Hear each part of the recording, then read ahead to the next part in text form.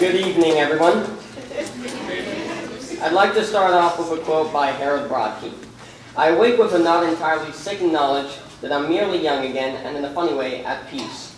An observer who's aware of time's chariot, aware that some metamorphosis has occurred. From the first day I stepped into the ideal school of advanced learning to today, I've drastically changed. My emotions have developed, and so has my physical state, just like all my fellow peers have. Everyone has changed in their own way, and that's the beauty of metamorphosis. The first few days of my education here at Ideal were tough as nails.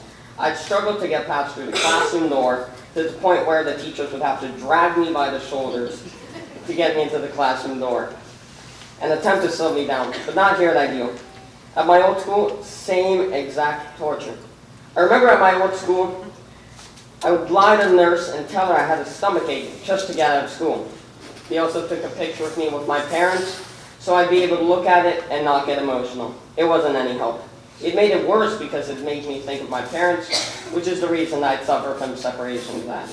Sometimes the stress level was so high, I literally felt like dashing out my classroom door, then out my school door.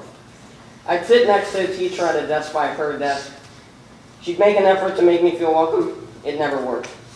Another thing they did to attempt to make me feel welcome was let my mother stay with me throughout the whole school day. That sort of helped, but honestly, it just made me feel embarrassed. I couldn't take it. It was all so much for me. I was terrified that I'd have to be homeschooled if Ideal didn't work out for me.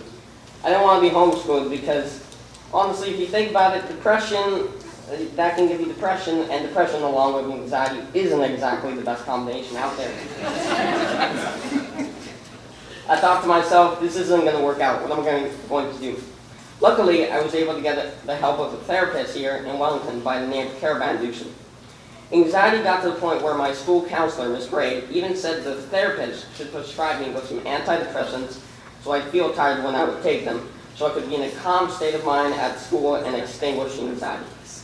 But yet, I stand here, still an Ideal, so that means it gladly worked out. No longer did I need a therapist because I knew that Ideal was going to be a good fit for me. Through love and support, I was able to conquer my anxiety. I changed at Ideal because everyone was so welcoming and warm-hearted.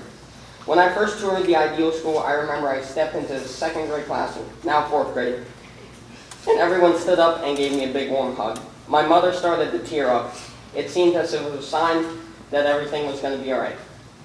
Who would have thought that I would come from being a young, anxious, insecure boy to now being a very confident and mature young adult?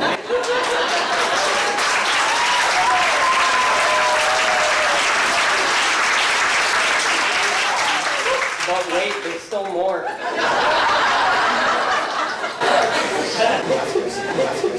Not only have I changed a lot emotionally, but I've also changed a lot physically as well.